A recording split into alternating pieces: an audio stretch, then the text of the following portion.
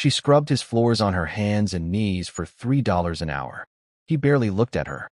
5 years later, she signed a prenuptial agreement worth $800 million. But what happened between those two moments? What he discovered about her identity would shake Wall Street to its core and expose a secret so carefully guarded that even his own board of directors had been manipulated for decades. This is not a fairy tale. This is not a romance. This is the story of the most calculated infiltration of American wealth in modern history, and the billionaire who never saw it coming.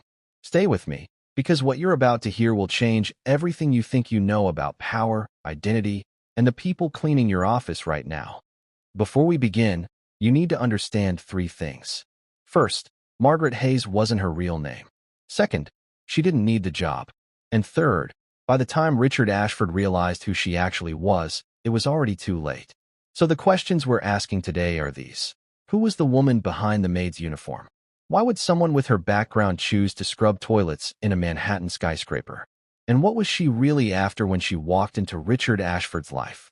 Bullet operator, who was she really? Bullet operator, what was she hiding? Bullet operator, why did she need him? The answers will take us from the marble floors of Park Avenue to the dirt roads of a town that doesn't appear on any map, from corporate boardrooms to offshore bank accounts, and finally, to a wedding that would make headlines for reasons nobody expected. Richard Ashford was 52 years old when Margaret Hayes entered his life. Self-made, ruthless, brilliant. He'd built Ashford Capital from a single real estate deal in Queens into a private equity empire worth $4.7 billion.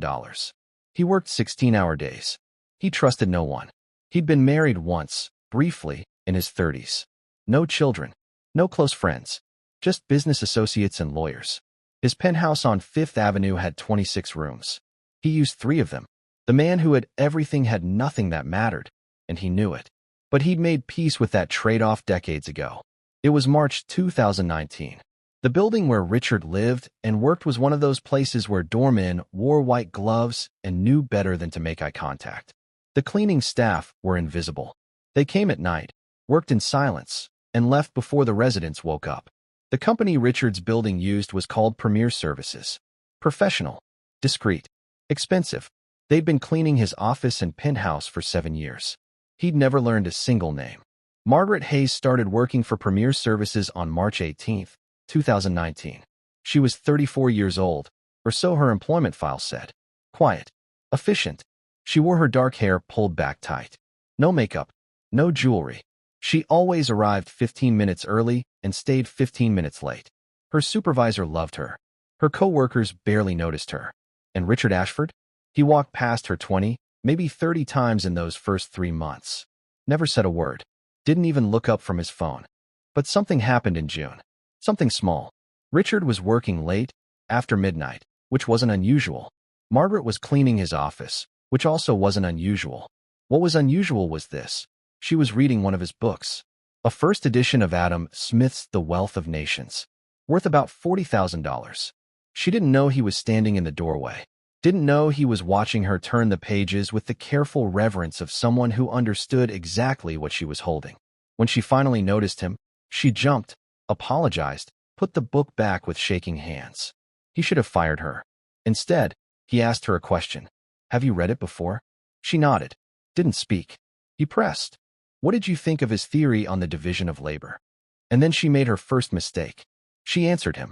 Not like a maid. Like an economist. Their conversations started accidentally. Or at least, that's how it seemed. Richard would work late. Margaret would clean. They'd talk about books, about markets, about ideas. He told himself it was harmless. Interesting, even. Here was someone who could discuss Keynesian economics while scrubbing his bathroom. It amused him. She never asked personal questions. Never tried to extend the conversations beyond what was natural. She maintained perfect boundaries. Which, of course, made him more curious. Before we dive deeper, let us know in the comments where you're watching from. We'd love to hear from you, and don't forget to hit that subscribe button so you never miss any of our upcoming videos. By August, Richard found himself staying late on purpose. He'd wait for her to arrive. They'd talk for 20 minutes, sometimes an hour. He learned that she'd studied at a community college, that she'd grown up poor, that she was alone in New York, no family, no connections. She learned that he was lonely. That success hadn't bought him happiness. That he regretted not having children, not building something that would last beyond balance sheets. These conversations felt real, honest. For the first time in decades, Richard Ashford was talking to someone who wanted nothing from him. September 17th. That was the night everything changed. Richard had just closed a deal worth $300 million. He was alone in his office, drinking scotch, feeling empty despite the win.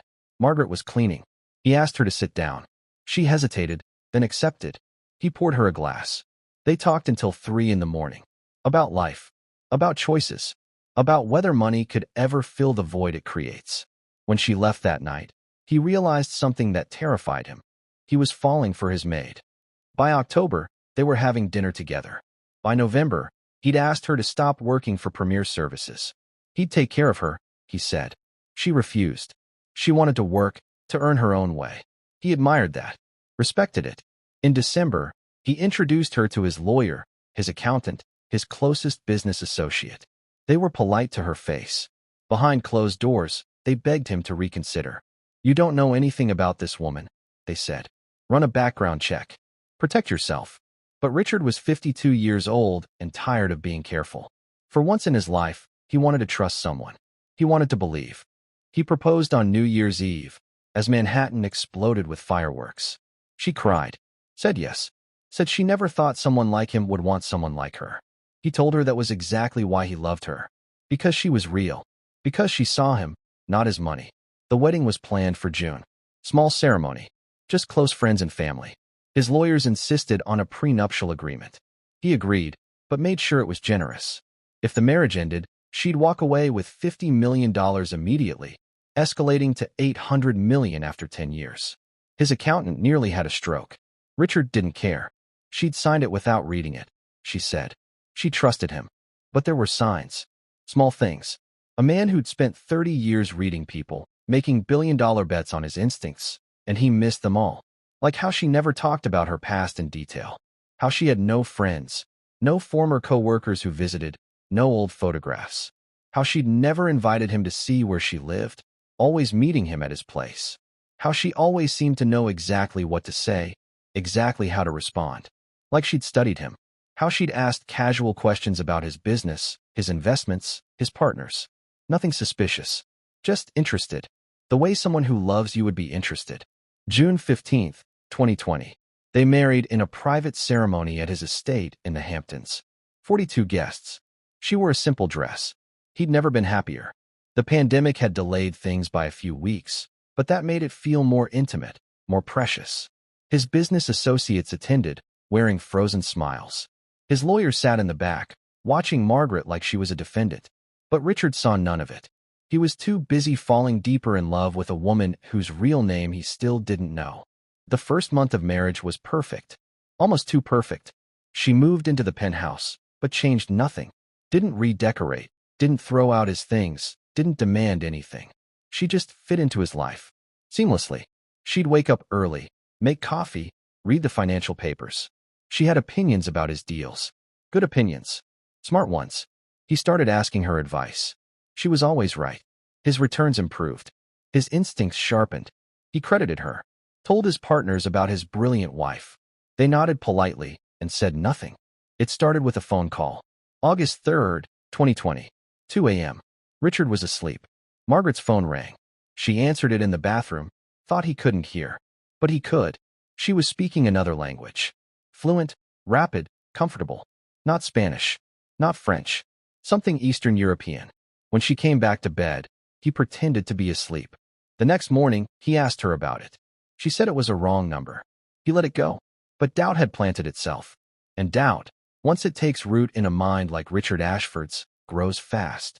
He hired a private investigator. Not one of his usual contacts. Someone from outside his network. Someone who wouldn't talk. The brief was simple. Find out everything about Margaret Hayes. Where she was born. Where she went to school. Where she worked before Premier Services. Everything. The investigator came back 3 weeks later with a file. 1 page. Everything on Margaret Hayes' background check had been fabricated. The college she attended? No record of her. The addresses she'd listed? Empty lots or businesses. Her social security number was real, but it had only existed for 4 years. Before 2016, Margaret Hayes didn't exist.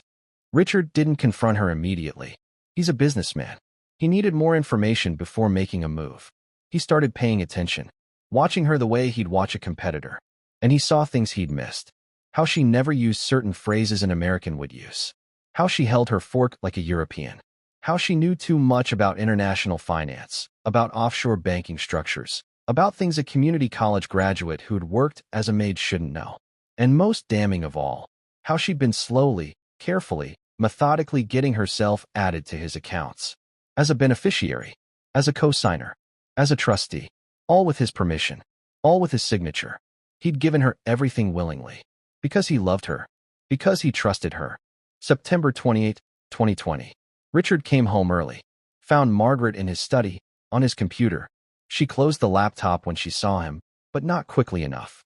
He'd seen the screen. Bank transfers. Millions of dollars. Moving to accounts he didn't recognize. He asked her one question. Who are you? And that's when the mask finally came off.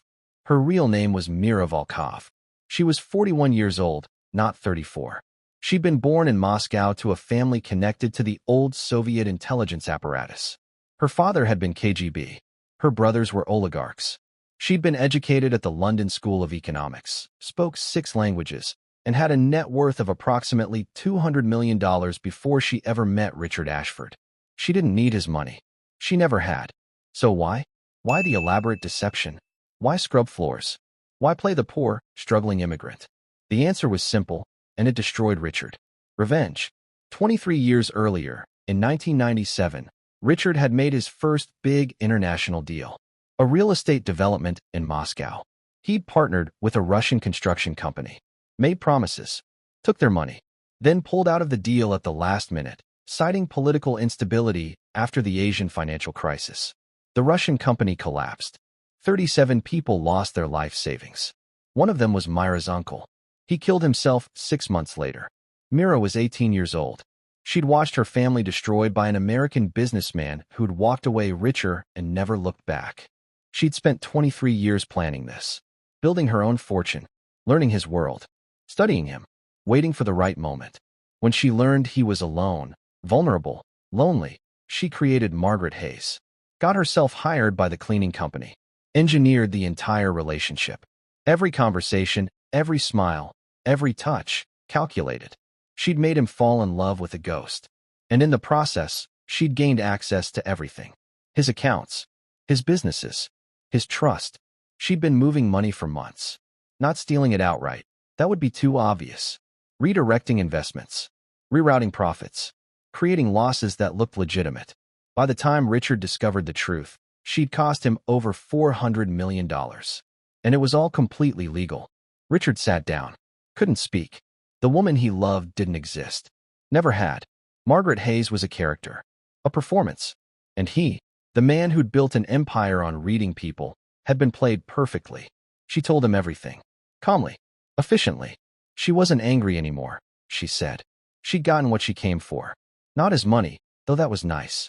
What she wanted was for him to feel what her family had felt. Betrayal. Powerlessness. The knowledge that someone you trusted had destroyed you. But here's where the story takes a turn nobody saw coming. Not even Mira. Richard didn't call his lawyers. Didn't call the police. Didn't try to fight back. Instead, he asked her one question. Was any of it real? She didn't answer right away. And in that silence, something shifted. Because the truth was more complicated than her plan had allowed for. Somewhere between the performance and the payback, something had happened. She'd started to actually care about him. Not love, maybe, but something close. Enough that it haunted her. Enough that finishing the plan didn't feel like victory anymore. Richard gave her a choice. She could walk away. Take the prenup money. Take what she'd already moved. Disappear. He wouldn't stop her. Wouldn't come after her. Or she could stay. Really stay. Not as Margaret Hayes. Not as part of the plan. As Mira Volkov. As herself. And they could see if there was anything real underneath all the lies. It was crazy. Illogical. Everything Richard had built his life on said to cut his losses and run. But he'd spent 52 years being logical. Where had it gotten him? Alone in a 26-room penthouse, drinking scotch by himself. Maybe, he thought, the only way out of the trap they'd both built was to walk through it together. Mira left that night. Richard didn't sleep, didn't eat, waited. 3 days later, she came back, not with an answer, but with her own question. What happened in Moscow? Really happened. So he told her the truth he'd buried for 23 years. He had pulled out of the deal, but not for the reasons she thought. His Russian partners had been laundering money for the mob. When Richard discovered it, he'd been given a choice: stay in and become complicit, or pull out and face consequences.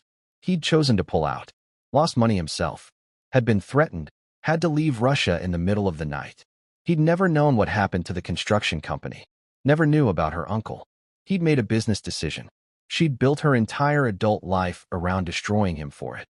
Two people, two stories, both true, both incomplete. And now they sat in his penthouse, strangers who'd been married for 3 months, trying to figure out what came next. The money didn't matter. They both had enough. The revenge didn't matter. It felt hollow now. What mattered was this. Could two people who'd lied to each other so profoundly find anything real? Richard thought maybe they could. Mira wasn't sure. But she didn't leave. They stayed married. Not happily ever after. Nothing that simple. They went to therapy. Separately and together.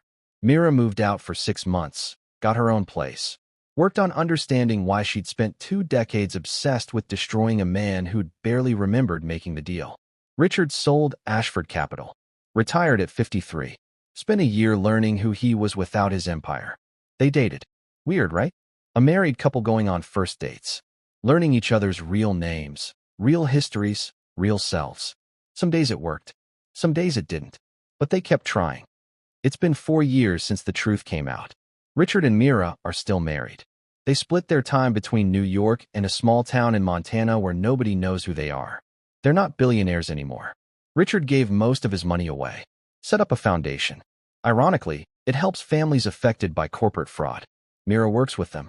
Uses her financial expertise to track down hidden assets, recover stolen funds. They're helping people like her uncle. People Richard once would have crushed without thinking. They don't talk much about the past. What would be the point?